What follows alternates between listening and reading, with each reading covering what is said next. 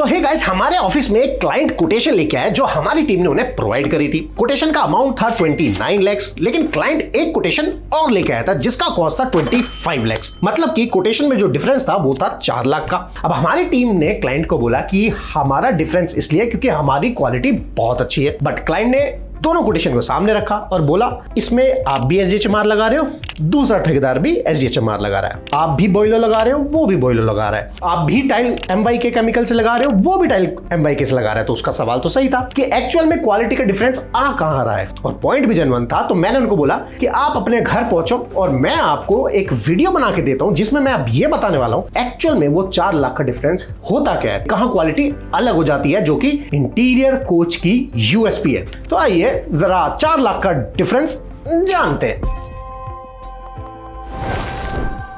तो अब interior coach की यूएसपी क्या है? सिर्फ इंटीरियर कोच की यूएसपी मटेरियल नहीं है, इंटीरियर कोच की यूएसपी दो और हैं, that is tools and training बाद में बताऊंगा, पहले टूल्स जान लेते हैं। तो बेसिक जो स्टेप्स होते हैं, काम होते हैं घर में, उस स्टेप से ही शुरू करता हूं जिससे आपको इजीली समझ आए। तो घर के अंदर जो बेसिक स्टेप होता है वो होता है इलेक्ट्रिकल का, जिसमें दीवारों में झिरी काटी जाती है, जिसमें पाइप डाला जाता है। अब अक्सर जब ग्राइंडर से वो झिरी काटी जाती है तो कई बार झिरी मोटी कट जाती है, या कई बार क्लाइंट का जो पार्टीशन होता है जो फ्लाई ऐश ब्लॉक की होती है या फ्लाई ऐश ब्रिक की होती है, और कई बार वही वॉल कॉमन होती है आपके फ्लैट की और पड़ोसी के फ्लैट की। तो जब हम झिरी काटते हैं, अगर झिरी ज्यादा कट गई तो आपकी जो वॉल है वो टूट के कहां पहुंच गई? पड़ोसी के घर में। तो यहाँ पे हमारी टीम जो मशीन यूज करती है वो ये वाली इलेक्ट्रिकल की वॉल चिजलिंग मशीन यूज करती है, जिसके अंदर ये सारी ब्लेड एक साथ चलती है, जिसकी डेप्थ और विड्थ को हम अपने हिसाब से डिसाइड कर लेते हैं कि कितना साइज कटना है, कितना डीप कटना है। दूसरी चीज, इस मशीन के अंदर ये वाटर पाइप आता है, मतलब कि जब चिजलिंग होगी तो देखा जब चिजल होता है तो कितनी धूल उड़ती है, वो धूल ना उड़े उसके साथ पानी चलता रहे, जिससे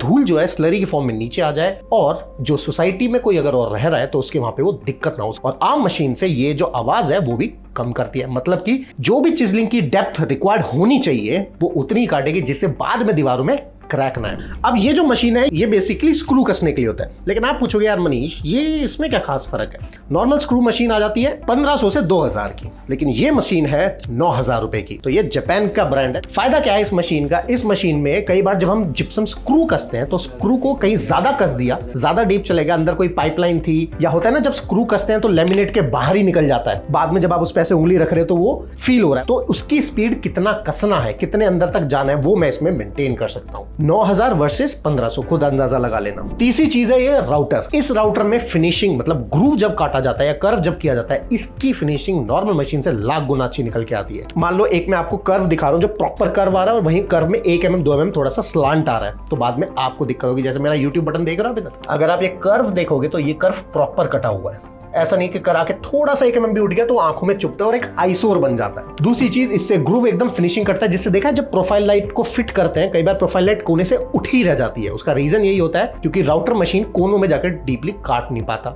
नॉर्मल राउटर 2000-2500 का आ जाता है, ये है 12000 रुपए का। That is the difference. ये भी अब एक ड्रिल मशीन है, ये टोटली बैटरी ऑपरेटेड है, और ये कोई बैटरी लोकल बैटरी नहीं होती, इस बैटरी भी मेड इन जापान है, जो कि टॉप नॉच कंपनी है, जिसकी बैटरी ज्यादा ड्यूरेबल रहती है, ज्यादा टाइम तक चलती है। अगर इसके अंदर आप ये देखोगे तो मैं कई बार जब स्क्रू को कसना होता है ना, जैसे हिंज लगाते हैं, तो कई बार लोग कहते हैं कि हमारे पल्ले धीरे धीरे ढीले हो गए। अगर आप स्क्रू को बहुत तेज इंटेंसिटी से कसोगे तो वो क्या होगा, जो उसके थ्रेड्स होते हैं अंदर काटते चले जाते हैं उसको, जिसकी वजह से बाद में स्क्रू ढीला हो जाता है। लेकिन अगर धीरे एक स्पीड, लिमिटेड स्पीड से कसा जाएगा तो स्क्रू की स्क्रू होल्डिंग कैपेसिटी बहुत अच्छी निकलेगी। जैसे कि अब आप ये देख रहे हो, अब इसके अंदर लेवल है 1, 3, 5, 8, 7। मैं कितने लेवल पे इंटेंसिटी करना चाहता हूं और कितने पीछे। ये ऐसा नहीं कि नॉर्मल मशीन्स में नहीं आता, नॉर्मल मशीन्स में भी आता है, लेकिन इट्स ऑल अबाउट कैलिब्रेशन, मतलब कि उसके में चल जाएगा, हमारे में चलेगा नहीं। That is the difference between a ठेकेदार and a firm. Next machine is drill machine with combined with hammer machine. अक्सर आपने देखा होगा जब टाइल में छेद करते हैं तो हैमर मशीन चलाते हैं। कई बार टाइल के पीछे हमें मसाला नहीं मिलता है, जिससे जब हैमर मशीन चलता है तो टाइल टूट जाती है, टूट के गिर जाती है। तो हैमर ड्रिल इंपैक्ट करते हुए जब वो छेद करे तो वो सॉफ्टली चले। स्क्रू ड्राइवर कम हैमर ड्राइवर है, जिसकी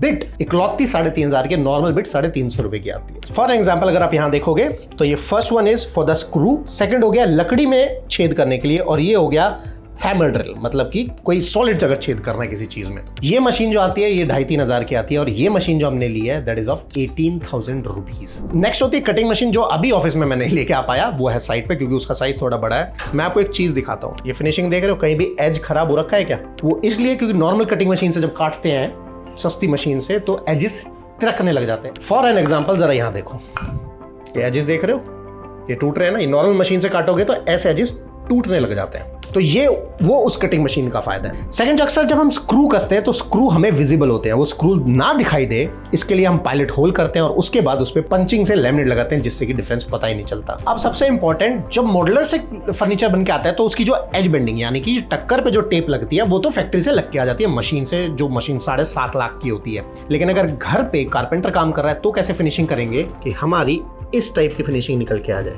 तो ये एज बेंडिंग में होता क्या है, जब थोड़ा सा पार्ट निकला रहता है उसको ब्लेड से काटा जाता है या चोरसी से काटा जाता है। हमारे केस में हमने ये व्हील लगाया हुआ है, ये अकेला व्हील 11,000 रुपए का है और जो नॉर्मल कारपेंटर काटता है वो 300 रुपए का टूल होता है। और ये उसके ब्लेड्स हैं, इस मशीन के जो ब्लेड्स हैं वो ये ब्लेड्स होते हैं। ये एक ब्लेड लगता है इस मशीन के अंदर और ये ब्लेड की जो कॉस्ट है दैट ऑलमोस्ट कॉस्ट 3000 रुपीज। तो अब आप समझो कि फिनिशिंग के लिए क्वालिटी किसे कहते हैं। उसके बाद आता है सेंडर, कि जब हमने उसको काट दिया है एज बेंडिंग को इस टूल से, उसके बाद सेंडर आता है कि अब स्मूथ भी तो करना है क्योंकि शार्प कट हो गया, स्मूथ करने के लिए ये सेंडर है। ये नॉर्मल होता है लेकिन ये कंप्रेसर ऑपरेटेड है। उसके बाद होता है टाइल कॉम्पैक्टर। होता क्या है, जब हम टाइल लगाते हैं तो टाइल के नीचे एयर पॉकेट रह जाती है, जिसकी वजह से जब आप नॉकिंग साउंड चेक करते हो ना तो कहीं कहीं नॉकिंग साउंड आ जाती है। वो इसलिए क्योंकि कई बार मौसम में मसाला ढंग से फैलता नहीं है, तो मसाला फैलाने के लिए कॉम्पैक्टर लगाया जाता है जो एक टाइल में वाइब्रेशन पैदा करता है, जिससे नीचे का जो मसाला बिल्कुल फैल जाए और जो नॉक करके देखें तो उसमें नॉकिंग साउंड आए। नॉकिंग साउंड अगर टाइल में 50% से ज्यादा है तो टाइल खराब है, तो इसीलिए छोटी मोटी भी ना रहे उसके लिए कॉम्पैक्टर यूज किया जाता है। नेक्स्ट जो मशीन होती है वो होती है टाइल कटिंग। कई बार जब टाइल को हम मशीन से काटते हैं तो होता क्या है, एक तो शोर, धूल और एजेस चिप ऑफ हो जाते हैं। और वो जो मशीन आती है 2000 की और हम जो मशीन यूज करते हैं दैट इज ऑफ 14,000। फर्क क्या है, इसमें टाइल बिल्कुल ऐसे कटती है जैसे आपने पेंसिल से ऐसे किया और टाइल कट गई। मशीन ऑफ कोर्स थोड़ी बड़ी है, साइड पे जरा वीडियो देखो। नेक्स्ट होता है कि कहते हैं टाइल लगाते हैं तो कई बार टाइल में बैंड आता है लेकिन मैक्सिमम बैंड को छुपाया जा सकता है। वो किस वजह से, वो इस लेजर की मदद से। फॉर एग्जाम्पल, अब इस पे मुझे ब्लॉक लगाना है तो देखो ये लगी मेरी टाइल। अब अगर मेरी देखो, ध्यान से देखोगे तो मैंने नीचे देखने के चक्कर में ऊपर गलती कर दी। इसके ऊपर आके मैं इसको थोड़ा सा टिल्ट करूंगा एंड दैट्स इट, और नीचे से भी है परफेक्ट टाइल लग गई। सेम मुझे इसी के ऊपर जस्ट रखना है, अगर थोड़ी सी भी लाइट पे होगी तो मुझे पता लग जाएगा। एंड नाउ सी, अब देख रहे हो यहाँ एज से एज एकदम मैच। तो ये बेनिफिट होता है लेवलिंग मशीन ना, तो हमारी किसी भी साइड पे जब टाइल लगती है तो ये लेवल मशीन ऑटोमेटिकली वहां पहुंच जाती है एंड दैट इज क्वालिटी। अभी एक ट्रेनिंग बाकी है वो भी बताऊंगा। अब सबसे इंपॉर्टेंट चीज अगर आप देखोगे that is this air compressor. अब आप पूछोगे मनीष ये क्या है, सबसे बड़ी चीज ये हल्का कितना है वो देखो, नॉर्मल है।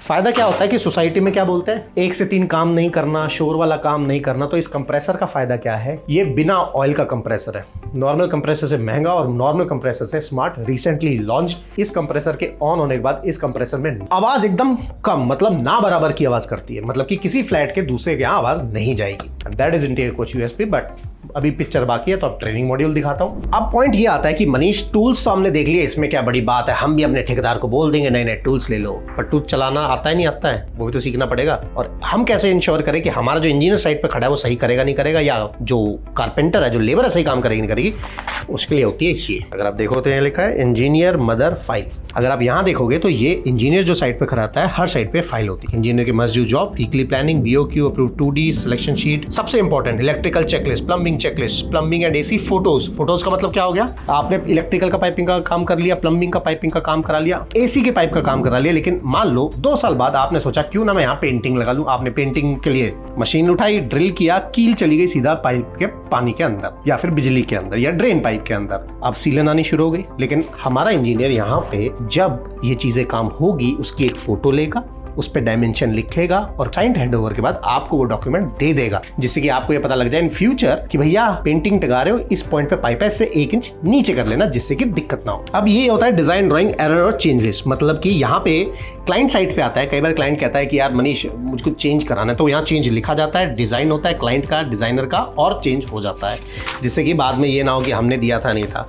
ये होता है इंजीनियर साइड पे क्लाइंट फीडबैक फॉर्म, जो इंजीनियर अपनी साइड पे सारा बताएगा, overall satisfaction, quality of work है या नहीं है, जिससे हमें ये पता लग जाए कि क्लाइंट हमारा सेटिस्फाइड है नहीं। कहीं इंजीनियर बोलता रहे सर बहुत अच्छा चल रहा है, क्लाइंट बहुत खुश है, हम कैसे मान लें, मतलब डॉक्यूमेंट चाहिए भाई। सबसे इंपॉर्टेंट जो आपको दिखा रहा हूं, जो मेरे 12 साल की मेहनत है, जिसके लिए दिन रात करके जो मैंने बनाई है, वो है ये। फॉर एग्जांपल प्लम्बिंग की चेकलिस्ट दिखाता हूं। सबसे पहले क्या चेक होता है, make the points with chalk using design the pastel layout, मतलब कि सबसे पहले उस दीवार पे लेआउट कर दो। कई बार ऐसा क्या होता है, बाथरूम 1 की ड्राइंग बाथरूम 1 पे लग गई, 2 पे लग गई, 2 वाली 1 पे, पता चला इसकी डब्ल्यूसी यहाँ थी उसकी वहां थी, गलत हो जाता है। तो पहले ड्राइंग लगा दो, उसके बाद ड्राइंग के साथ चेक करो कि सैनिटरी वाइट फिटिंग लगने के के बाद दरवाजा प्रॉपर खुल रहा है, कहीं अटक तो नहीं रहा। अब एक साइड पे क्या हुआ था कि हमने दरवाजा खोला, अब वो WC लग गई, वो इतनी आ गई कि दरवाजा खुल ही नहीं रहा, WC में अटक रहा है, तो पूरा तोड़ना पड़ा। तो किस चीज से ये याद आया? एक मिस्टेक से, जो कि इस फाइल में नोट होगी, तो ये मिस्टेक दोबारा कभी रिपीट नहीं होगी। तो जो ये 12 साल में जो हमने मिस्टेक्स करी, उस मिस्टेक को सीख के हमने यहाँ पे नोट करा है। अगर आप ऐसे देखोगे, क्लाइंट से पूछो कि कोई सेंट्री फिटिंग का क्या करना है, डंप करना है या रीयूज करना है, ठीक है।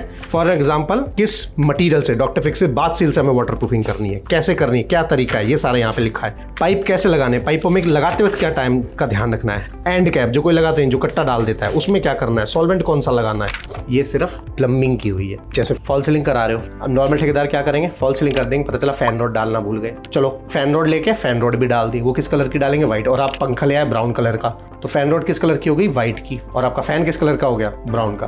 पूरी जिंदगी कैसा दिखाई देगा फैन? यही वो चेकलिस्ट है जो हमें एरर करने से बचाती है।